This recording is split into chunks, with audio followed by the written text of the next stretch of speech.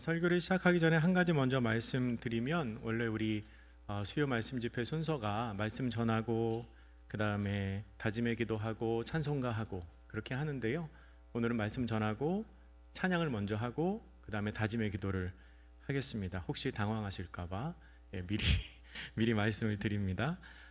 이 시간 우리는 사도행전 4장 23절에서 37절까지의 말씀을 함께 읽었습니다. 오늘 본문은 크게 두 부분으로 나눌 수 있습니다. 크게 두 덩어리로 나눌 수 있는데요, 먼저 나오는 23절부터 31절까지의 말씀은 큰 주제가 기도입니다. 기도하는 사람들의 모습을 보여줍니다. 사도들과 동료들이 함께 기도하지요. 그리고 그 뒤에 나오는 32절부터 37절까지의 말씀은 초대교회 성도들의 모습을 보여줍니다. 서로 간의 물건을 통용하는 모습을 우리에게 보여주고 있습니다. 이 두 개의 큰 덩어리 중에서 먼저 우리가 앞에 나오는 23절부터 31절의 내용을 함께 살펴보겠습니다. 앞선 본문에서 대제사장은 베드로와 요한을 잡아들입니다. 그런데 그들을 비난할 말이 없어서 결국 아무에게도 말하지 말아라 하고 풀어줍니다. 경고만 하고 풀어주지요. 그런데 베드로와 요한은 그들의 위협에 아랑곳하지 않습니다. 오늘 본문의 시작인 4장 23절 말씀을 우리 같이 한번 읽어보겠습니다. 시작.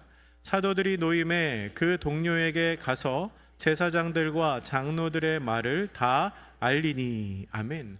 분명히 대제사장은 아무에게도 말하지 말라고 했는데 베드로와 요한은 풀려나자마자 그동안 있었던 이야기를 다 합니다. 그랬더니 동료들이 어떻게 하나요? 한 마음으로 기도하기 시작합니다. 오늘 본문 24절에 나오는 한 마음으로 하나님께 소리를 높여 이르되 라는 이 문구를 새번역 성경에서는 다 같이 하나님께 부르짖어 아뢰었다라고 번역을 했습니다. 그리고 메시지 성경은 소리를 높여 기도했다라고 번역을 합니다. 그러니까 사도들의 동료들은 그 사도들이 무사히 풀려난 것에 감사하며 함께 모인 사람들과 함께 하나님 앞에 감사의 기도를 드린 것입니다. 그리고 그 뒤에 나오는 24절부터 이어지는 말씀은 사실 그냥 봐서는 좀 이해하기가 힘듭니다. 어렵지요. 자세히 읽어봐도 우리 성경으로는 그냥 쉽게 이해되는 말씀은 아닙니다. 그래서 이 말씀을 잘 이해하기 위해서는 좀 요약하고 그리고 해석하는, 그리고 다른 번역본을 읽어보는 그런 수고가 필요합니다. 23절부터 31절까지의 말씀은 그 안에 또 세 부분으로 나눌 수 있는데요, 첫 번째는 배경, 두 번째는 기도, 세 번째는 결과입니다. 그러니까 23절이 뒤에 나오는 이 기도를 하게 되는 배경을 설명하고 있습니다. 24절부터 30절까지의 말씀은 그들이 함께 모여서 한 기도입니다. 그리고 31절은 그 기도의 결과입니다. 이렇게 좀 나누어서 보면 구조가 보이는 것 같습니다. 여러분, 그들이 기도했는데 그 기도의 배경이 뭐지요? 사도들이 동료들에게 그동안 있었던 일을 말한 것입니다. 그 얘기를 듣고 사람들이 24절부터 30절까지 기도를 했고요, 그리고 그 기도의 결과가 31절에 나오는 것처럼 성령의 충만이었습니다. 오늘 본문의 앞에 나오는 이 덩어리는 그 이야기를 하고 있는 겁니다. 동료들이 사도들로부터 이야기를 들었고 함께 기도를 했고 성령이 충만했다라는 걸 기록하고 있습니다. 조금 자세히 보면요, 24절부터 30절까지 나오는 기도는 네 부분으로 나눌 수 있습니다. 사용하는 언어, 사용하는 단어가 조금 어려워서 그렇지 내용은 어렵지가 않습니다. 24절은 찬양입니다. 기도를 하면서 먼저 하나님께 찬양을 올려드립니다. 본격적인 간구를 하기 전에 하나님을 찬양하는 것이지요. 24절의 하반절에 보면 이렇게 되어 있습니다. 대주제여 천지와 바다와 그 가운데 만물을 지은 이시오. 그들은 이렇게 하나님을 선포하고 하나님께 영광을 올려드립니다. 하나님께서 천지 만물을 지으신 하나님이시라는 겁니다. 그렇게 하나님을 찬양한 후에 25절과 26절에서는 구약의 내용을 인용하여 기도합니다. 구약의 내용을 인용하여 기도하는데 이 부분을 우리가 메시지 성경의 번역으로 같이 한번 읽어보겠습니다. 메시지 성경의 번역입니다. 시작. 나라들아 웬 소란이냐, 민족들아 무슨 비열한 모이냐, 땅의 지도자들이 자리다툼을 벌이고 권력자들이 정상회담으로 모이니 하나님을 부인하고 메시아를 대적하는 자들이다. 아멘. 여러분, 이 내용이 무엇을 말하고 있는 것 같습니까? 한마디로 요약해서 말하면 대적이 일어난다 라고 말하는 겁니다. 그러니까 기도하며 인용하는 구약 성경에 대적이 일어날 것을 예언하고 있다는 겁니다. 그리고 그 후에 나오는 27절과 28절은 과연 그 일이 일어났다, 구약에 예언한 대로 대적들이 일어났다라고 말하고 있습니다. 그 번역을 메시지 성경은 이렇게 번역하는데요. 27절과 28절 우리 다시 한번 같이 읽습니다. 시작. 과연 그들이 모였습니다. 헤롯과 본디오 빌라도와 나라들과 민족들과 이스라엘까지 바로 이 도성에 모였습니다. 주님의 거룩하신 아들 예수, 주님께서 메시아로 삼으신 그분을 해치려고 모의했습니다. 주님께서 오래전부터 계획하신 일들을 이루려고 모였습니다. 아멘. 그러니까 구약 성경에서 대적이 일어난다고 예언한 것처럼 과연 지금 그 일이 예수님을 대적하는 자들이 지금 일어났다는 겁니다. 여기까지 다시 정리하면 기도하면서 먼저 24절에서 하나님을 찬양합니다. 그리고 25, 26절에서 구약의 말씀을 인용하여 대적이 일어날 거라고 예언되었다라고 말합니다. 그리고 27, 28절에서 과연 그 대적이 지금 일어나고 있다라고 말합니다. 그리고 그 후에 하나님께 간구하는 진짜 간구의 기도가 나옵니다. 그러면 여러분, 이런 상황에서 제자들이 과연 어떤 기도를 했을까요? 사도들은 무고히 공회에 잡혀갔다가 신문을 당했습니다. 풀려나기는 했지만 구약의 예언처럼 대적들이 일어나기 시작했습니다. 여러분 같으면 이런 상황에 어떤 기도를 하시겠습니까? 만약에 여러분의 원수가 여러분을 해코지하기 위해서 다가오고 있다면 뭐라고 기도를 해야겠습니까? 그런 상황이라면 보통 주님, 그들을 없애주십시오. 그 대적들이 자기의 마음대로 행동하지 못하도록 주님께서 막아주십시오. 혹은 이 박해를 멈춰주십시오. 그 대적의 마음을 돌려주십시오 라고 기도하기가 쉽습니다. 그렇게 기도해야 할 것 같습니다. 그런데 그 자리에 있던 제자들은 그렇게 기도하지 않았습니다. 우리 본문의 29절과 30절을 같이 읽어보겠습니다. 시작. 주여, 이제도 그들의 위협함을 굽어보시옵고 또 종들로 하여금 담대히 하나님의 말씀을 전하게 하여 주시오며 손을 내밀어 병을 낫게 하시옵고 표적과 기사가 거룩한 종 예수의 이름으로 이루어지게 하옵소서 하더라. 아멘. 제자들이 지금 뭐라고 기도하고 있습니까? 주님, 그들의 위협을 지켜보시고 우리가 계속해서 담대히 말하게 도와주시고 주님은 계속해서 강력하게 일하여 주시옵소서라고 기도합니다. 다르게 말하면 제자들은 지금 자신들의 대적을 없애달라거나 위험이 사라지게 해달라고 기도하지 않습니다. 그렇다고 교회가 평안과 안전 가운데 있게 해달라고 기도하지도 않습니다. 사도들이 어떻게 기도하고 있습니까? 세 가지를 강구하는데, 첫 번째는 하나님께서 그들의 위협함을 굽어보시라는 겁니다. 위협을 없애달라는 게 아닙니다. 그들이 위협하고 있는 그 현장을 보아달라는 거지요. 다르게 말하면 우리를 향한 시선을 거두시지 말라는 겁니다. 그들의 위협이 사라지는 게 두려운 게 아니라 하나님께서 우리를 보시지 않는 게 더 두려운 겁니다. 두 번째는 그들의 위협을 두려워하지 않고 하나님의 말씀을 전할 수 있게 해달라고 기도합니다. 위험한 상황이 없어지는 게 아니라 그 위험한 상황 속에서도 우리가 두려워하지 않고 복음을 전할 수 있게 해달라는 겁니다. 위험한 상황이 사라져서 안전하고 평안한 것을 구하는 게 아니라 그럼에도 불구하고 복음 전하는 일을 포기하지 않게 하여 주시옵소서.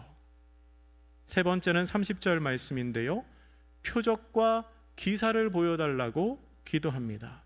그런데 여러분, 그들이 구하는 표적이 무엇인가요? 손을 내밀어서 병을 낫게 하는 겁니다. 저 같으면 표적과 기사를 구하면서 불뱀이 나타나는 기적, 혹은 그들이 병에 걸리는 기적을 구할지도 모르겠는데, 그들은 병을 낫게 하는 기적을 구합니다.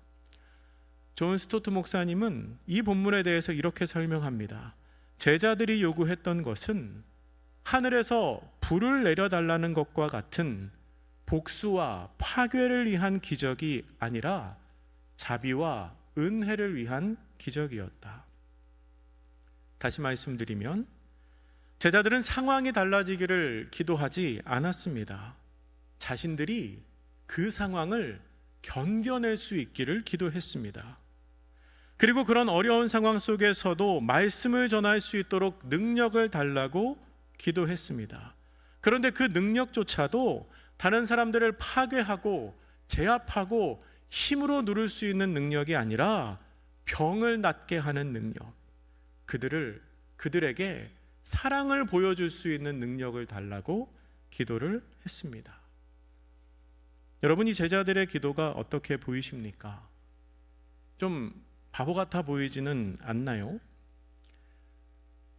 그들의 대적자들에 비하면, 사도들을 가두고 사도들을 신문했던 그 대제사장들에 비하면 이 제자들은 너무 순진해 보입니다.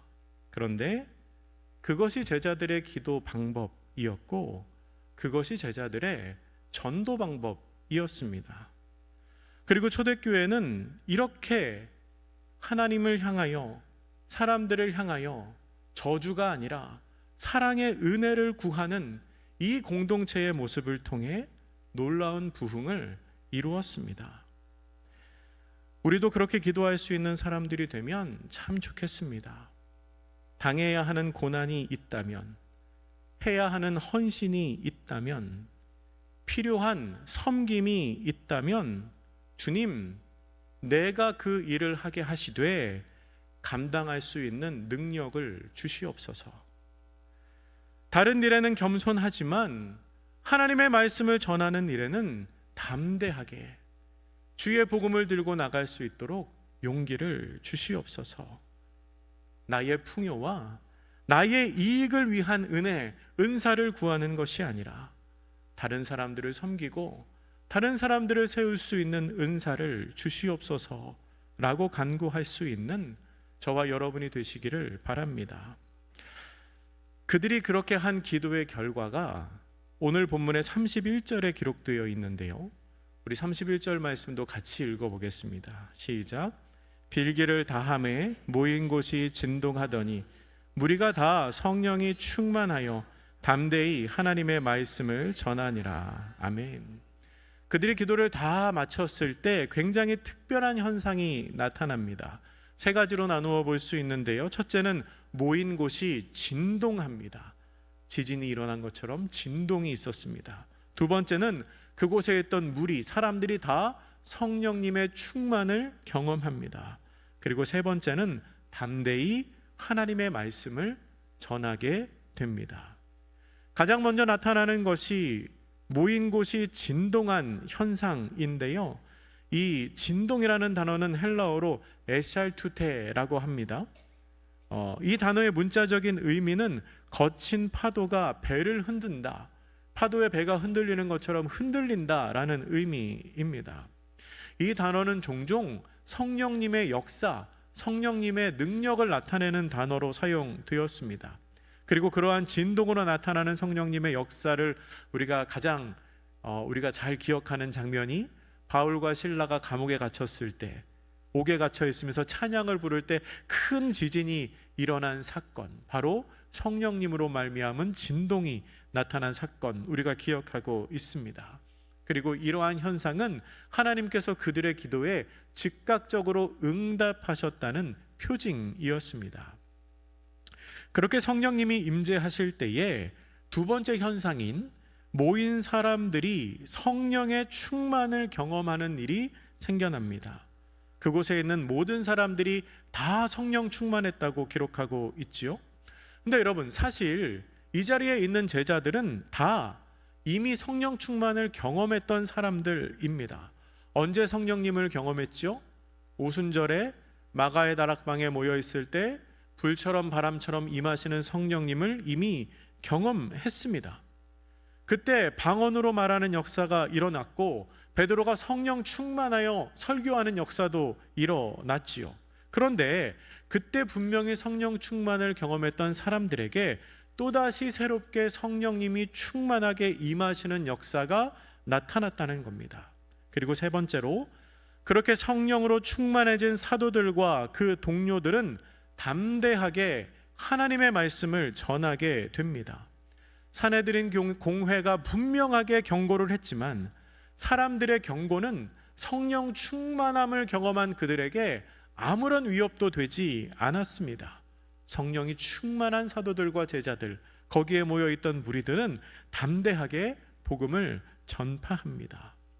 이 31절 말씀을 통해서 우리가 알 수 있는 것이 있습니다. 첫째는 무리가 함께 모여 한 마음으로 드리는 간절한 기도는 하나님께서 반드시 응답하신다는 사실입니다. 그리고 두 번째로, 이미 성령을 경험한 성도들, 사도들일지라도 하나님의 일을 계속해서 감당하기 위해서는 계속해서 성령님과 동행하고 성령님으로 말미암아 충만해지는 역사가 있어야 한다는 겁니다. 그리고 세 번째로, 기도 후에 나타나는 하나님의 응답은 외부적인 상황이 변하는 게 아니라 내가 새로워지는 것으로 나타난다는 겁니다. 그들이 기도했더니 대적이 사라지지 않았습니다. 그들이 기도했더니 성령이 충만해서 용기가 생겨 복음을 전하게 되었습니다. 성령 충만한 제자들은 하나님의 말씀을 전하기 시작하는데요, 사실 이것은 제자들이 기도했던 내용입니다. 조금 전에 읽었던 29절 말씀을 제가 다시 한번 읽어드립니다. 주여, 이제도 그들의 위협함을 굽어보시옵고 또 종들로 하여금 담대히 하나님의 말씀을 전하게 하여 주시오며. 아멘. 제자들이 이렇게 기도하지 않았습니까? 그런데 그 기도의 응답으로 제자들이 다시 복음을 전하게 되었다는 겁니다. 담대히 하나님의 말씀을 전하게 해달라고 기도하니까 담대히 전할 수 있는 용기를, 담대히 전할 수 있는 성령님의 충만함을 하나님이 허락해 주셨다는 겁니다. 담대히 전할 수 있도록 하여 주시옵소서라고 기도했더니 하나님께서 복음을 전할 수 있는 상황을 만들어 주신 게 아니라, 대적들을 다 없애 주신 게 아니라 나로 말미암아 성령 충만해서 대적들이 있음에도 불구하고 나를 바꾸어 한 번 더 복음을 전하게 하셨다는 겁니다. 여기까지가 오늘 본문의 첫 번째 덩어리, 앞에 나오는 내용이고요. 그리고 그 뒤에 나오는 32절 이하에는 성령이 충만한 공동체에 나타난 한 가지 특징적인 모습이 기록되어 있습니다.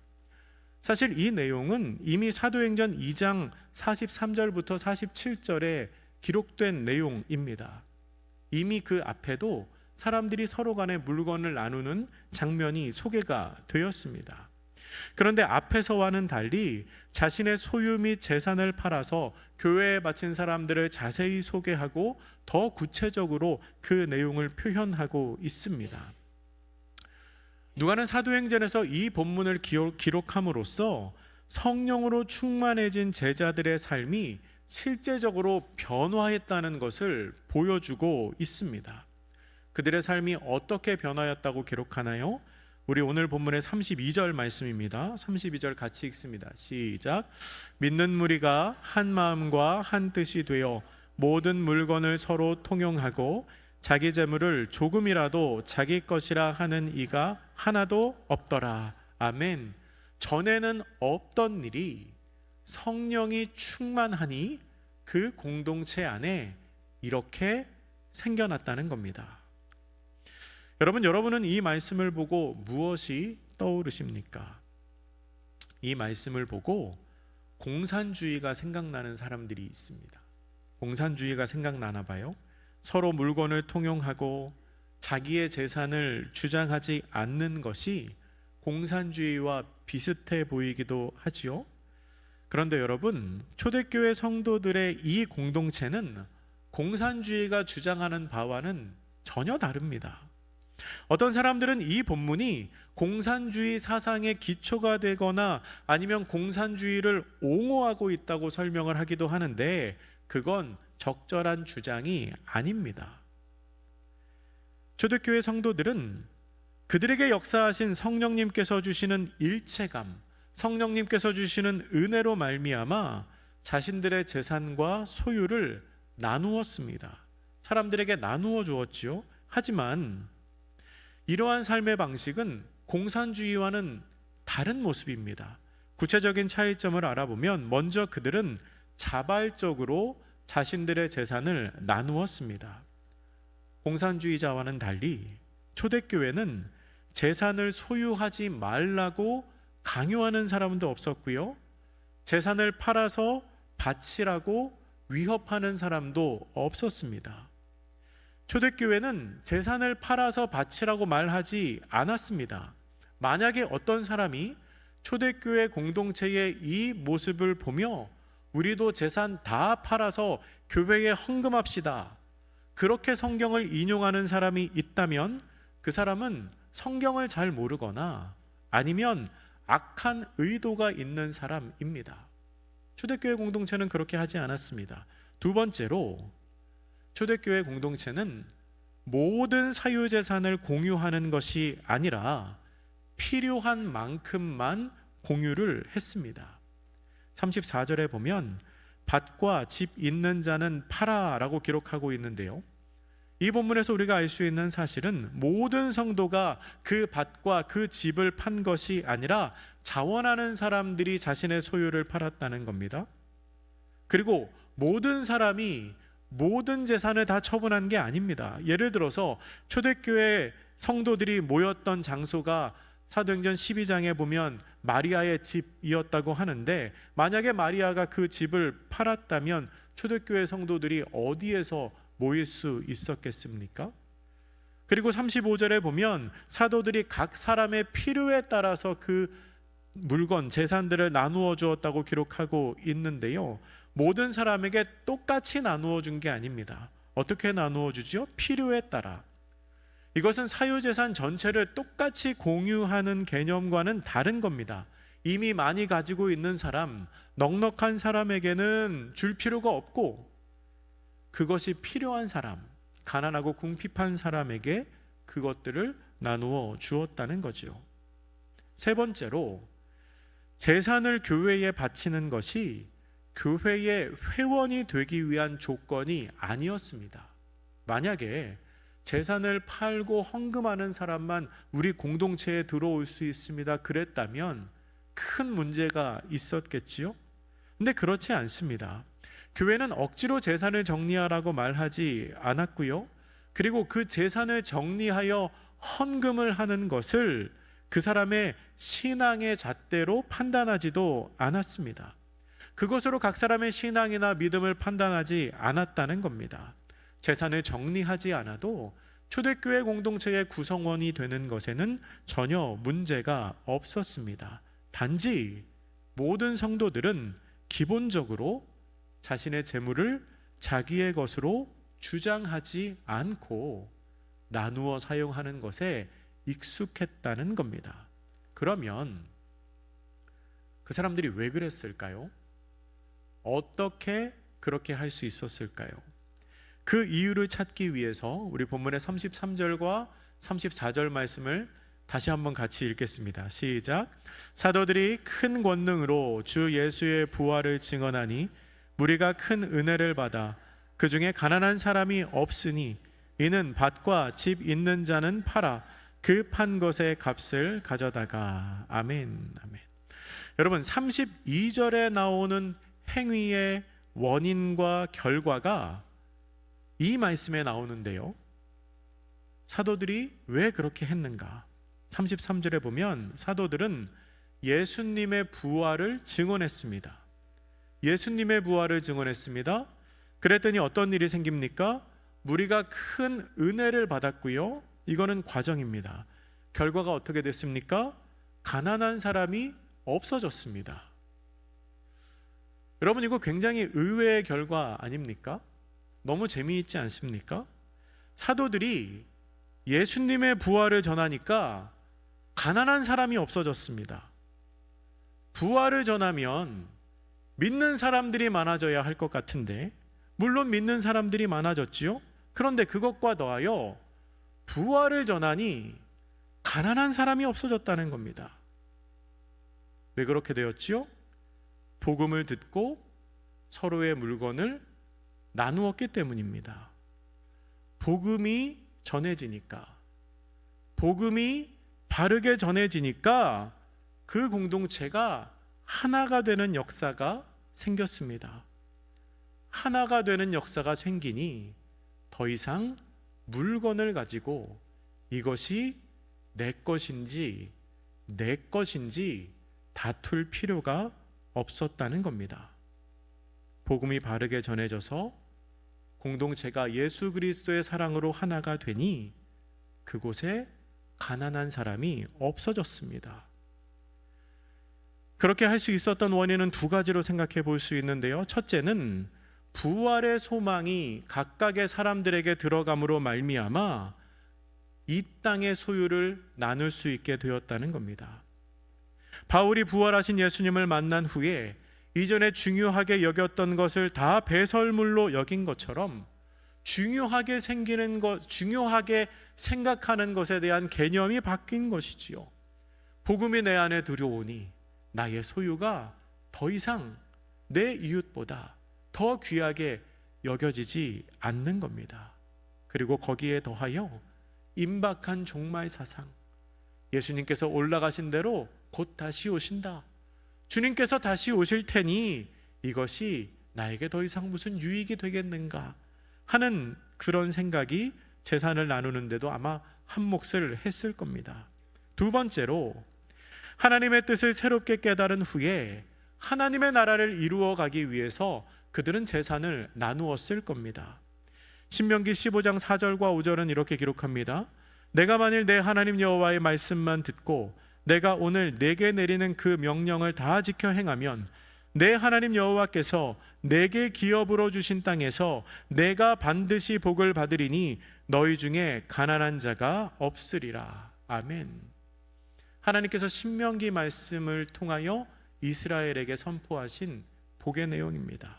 가난한 자가 없게 하겠다. 이스라엘을 향한 하나님의 가장 기본적이면서도 변하지 않는 사랑의 마음이 이것이었습니다. 그래서 하나님께서는 이스라엘 민족에게 빚을 면제하는 제도를 주셨고요, 고아와 과부를 위한 제도를 남겨주셨습니다. 그런데 성령님께서 임하시니 그 공동체에 실제로 그런 역사가 나타난 것입니다. 구약에서부터 이어진 하나님의 뜻이 신약시대 성령이 충만한 공동체 안에서 나타났다는 것이지요. 재산을 서로 공유했던 초대교회 성도들에 관한 기록의 말미에 누가는 우리에게 익숙한 한 사람을 소개하고 있습니다. 그 사람은 레위 족속 요셉입니다. 우리에게는 그 사람의 별명이 더 익숙한데요. 그 사람의 별명은 바나바였습니다. 36절은 요셉의 별명이 바나바인 것을 이야기한 후에 그 뜻을 위로의 아들이라고 밝힙니다. 우리가 예전에 보았던 개역 한글 성경에는 이 위로의 아들을 권위자라고 번역했었습니다. 혹시 기억나시나요? 개역 한글에는 권위자라고 번역했었어요. 그래서 마치 바나바가 굉장한 권위를 갖고 있는 사람처럼, 혹은 어떤 일의 전문가처럼 느껴지게 했는데, 사실 그 권위자라는 말은 권면하고 위로하는 사람이라는 뜻입니다. 그 권위자를 개역개정 성경에서는 위로의 아들이라고 번역을 한 거지요. 바나바는 그 이름에 걸맞게 많은 위로를 행했던 사람이었습니다. 자기의 재산을 내어놓기도 했고요, 어려움에 처한 사람들을 돕기도 했습니다. 예수 믿는 사람들을 핍박하다가 회심한 바울을 사도들에게 소개했던 사람도 바로 이 바나바입니다. 또한 기독교 선교 초기에 바나바가 중요한 역할을 감당했는데요, 사도행전 11장의 마지막 부분을 보면 예루살렘 교회가 공식적으로 파송한 첫 번째 선교사가 바로 이 바나바였습니다. 그가 안디옥에서 사역을 잘 감당했다는 내용도 성경에 기록되어 있습니다. 당시에 바나바는 다소에 있는 사울, 이 바울을 불러서 안디옥에 있는 사람들을 가르치도록 이렇게 소개를 하기도 했습니다. 그러면 이 요셉, 이 바나바는 어떻게 위로의 사람이라는 별명을 얻을 수 있었을까요? 단서가 오늘 본문 37절에 나오는데요, 이 말씀도 우리 같이 읽어봅니다. 시작. 그가 밭이 있음에 팔아 그 값을 가지고 사도들의 발 앞에 두니라. 아멘. 바나바에게는 밭이 있었습니다. 밭이 있었는데 그것을 팔아서 사도들 앞에, 발 앞에 두었습니다. 교회에 헌금을 한 것이지요. 이게 무슨 의미이겠습니까? 이 바나바는요, 행동하는 사람이었다는 겁니다. 생각만 하는 사람이 아니고, 말만 하는 사람이 아니고 실천하는 사람이었습니다. 하나님의 뜻을 알았을 때 그대로 순종하여 행할 수 있는 사람이었습니다. 게다가 그는 행동을 하되 인색하게 하지 않았습니다. 37절에 나오는 밭이라는 말은 헬라어 단어로 아그로스라고 하는데요, 이 아그로스는 좀 규모가 있는 땅을 의미하는 겁니다. 그러니까 우리가 땅을 팔았다고 할 때, 예를 들어서 어떤 분이 땅을 팔았다, 근데 텃밭을 팔았다, 이것과 농장을 팔았다, 이건 좀 다르지 않습니까? 텃밭을 파는 거랑 농장을 파는 거는 좀 다르지요. 근데 이 바나바는 굳이 번역을 하자면 텃밭이 아니고 농장을 팔았던 겁니다. 넓은 땅을 팔아서 사도들의 발 앞에 가져다 준 것이지요. 그런 바나바가 다른 사람들을 위로할 때 어떻게 했을까? 아마 짐작하건대 분명히 그는 말만 하지 않았을 겁니다. 상대방의 필요를 살펴보고 자신이 도와주고 채워줄 수 있는 부분이 있다면 기꺼이 그렇게 섬겼을 것입니다. 실제적인 도움이 필요한 사람에게는 옷을 벗어준다든지 양식을 나누어 준다든지 하는 실제적인 도움으로 그의 필요를 채워주었을 거라는 것이지요. 사랑하는 성도 여러분, 우리도 누군가의 바나바가 되어주면 참 좋겠습니다. 여러분이 누군가의 위로자가 되실 수 있도록 하나님께서 여러분에게 믿음과 사랑과 특별히 넉넉한 물질과 넉넉한 마음을 허락해 주시기를 주님의 이름으로 축복합니다. 말씀을 정리하겠습니다. 오늘의 말씀을 준비하며 제 머릿속을 떠나지 않았던 궁금증이 하나 있었습니다. 그것은 이 사람들이 어떻게 이렇게 할 수 있었을까 하는 궁금증입니다. 어떻게 이렇게 할 수 있었을까? 어떻게 이런 상황에서도 기도하고, 이런 상황에서도 전도하고, 그리고 자기의 물건을 서로 나누어 쓰는 이런 일이 어떻게 가능했을까? 말씀을 읽는데 한 표현이 제 눈에 띄었습니다. 본문 32절에 나오는 믿는 무리라는 표현입니다. 믿는 무리. 오늘 본문에 나왔던 이 일을 행했던 사람들은 믿는 사람들이었습니다. 믿는 무리였지요. 믿음이 있기에 이 모든 일이 가능했습니다. 천지를 만드신 하나님을 믿으니까 어려움 중에도 기도하고 전도할 수 있습니다. 구원자이신 예수님을 믿으니까 아낌없이 물건을 나누어 줄 수 있습니다. 믿음이 있으니까 일반적이지 않은 일을 아무렇지도 않게 행할 수 있습니다. 우리도 그러한 믿는 무리가 되면 좋겠습니다. 믿음으로 기도하고, 믿음으로 전도하고, 믿음으로 서로의 필요를 채워주는 우리 모두가 되기를 바랍니다. 설교 후에 함께 부를 찬양이 찬송가 211장인데요. 제가 어렸을 때 이 찬양에 대한 이미지가 별로 안 좋았습니다. 한 중학생 아니면 고등학생 때였을 것 같은데 211장 찬양 부르는데 누가 그러더라고요. 야, 그거 헌금하라는 찬양 아니야? 그러는 거예요. 야, 그 찬양 헌금하라는 찬양이야. 아마 이 찬양의 1절 가사 때문에 그랬던 것 같아요. 그래서 그 말이 제 머릿속에 오랫동안 남아 있었어요. 별로 좋지 않은 선입견이 생겼었는데, 그런데 어느 날 이 찬양의 가사를 찬찬히 살펴보니까요, 그게 아니더라고요. 헌금하라는 찬양이 아니고요, 성도의 삶과 믿는 사람의 모습이 그대로 기록되어 있는 찬양이었습니다. 가사의 내용을 보면 이렇습니다. 찬송가를 펴서도 좋고 화면을 보셔도 좋습니다. 1절에 보면 이렇게 고백하지요. 내가 주님을 사랑하기 때문에 주님께 제물을 드립니다. 2절은요, 내가 주님을 사랑하기 때문에 연약한 형제들을 인내하며 이끌어갑니다. 3절에서는 내가 주님을 사랑하기 때문에 길을 잃어버린 자들을 섬깁니다. 4절에서는 그렇게 주님을 섬기다가 평안히 주님께로 가기를 원합니다 라고 고백하는 찬양입니다. 여러분, 이 찬양의 가사의 고백이 우리가 바라고 우리가 원하는, 우리가 그렇게 살아가야 하는 믿는 사람으로서의 삶의 고백이 아니겠습니까?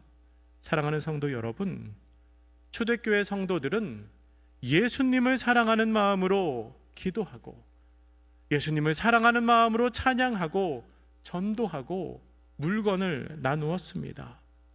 그것이 믿는 사람들의 모습이었습니다. 우리도 그러한 믿는 무리가 되기를 간절히 바랍니다. 이 시간 우리 다짐하는 마음으로 이 211장 찬양을 함께 불러보겠습니다.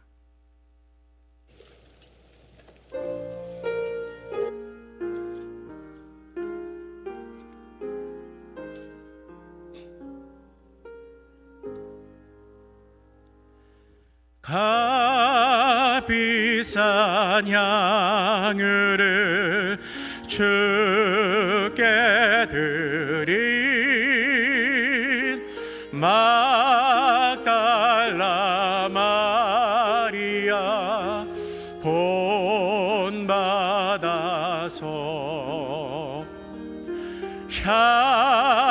향기로운 산제물 주님께 바치리. 사랑의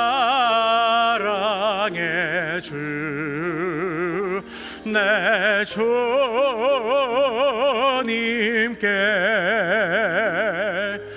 연약한 자에게 힘을 주고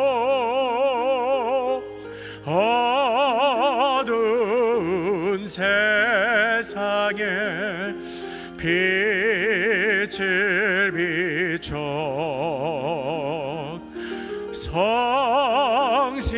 성실과 인내로 내 형제 이끌리.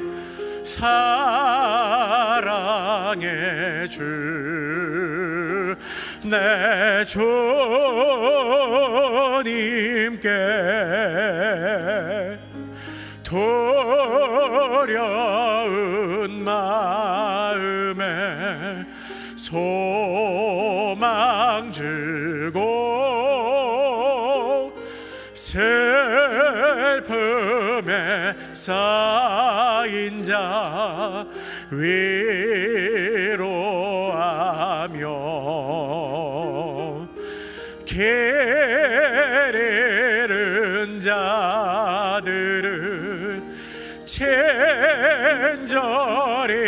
이끌리 사랑의 주 내 주님께 인생의 황혼이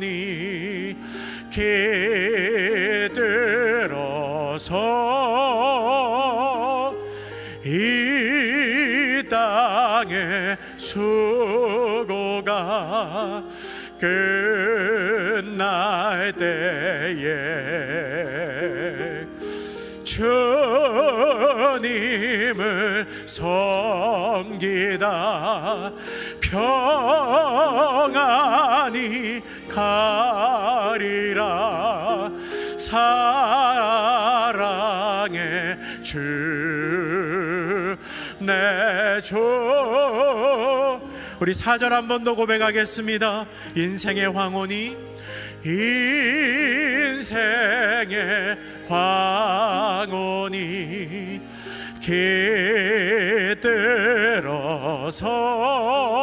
깃들어서 이 땅의 수고가 끝날 때에 주님을 섬기다 평안히 가리라. 사랑의 주 내 주님. 이 시간 우리 함께 기도하겠습니다. 기도하실 때에 주님 그렇습니다. 우리가 주님을 사랑하는 마음으로 기도하고 찬양하고 다른 이들을 섬기고 주의 전을 섬기고 세우고 봉사하다가 평안히 주님 앞에 나아가는 그런 믿는 사람의 모습으로 이 땅에서의 삶을 살아가기를 소원합니다. 우리를 붙드시고 함께하여 주시어서 오늘 한날도 주님의 백성으로 살아가게 하여 주시옵소서. 우리 고백하는 마음으로 함께 기도하겠습니다. 기도합니다. 참 좋으신 하나님.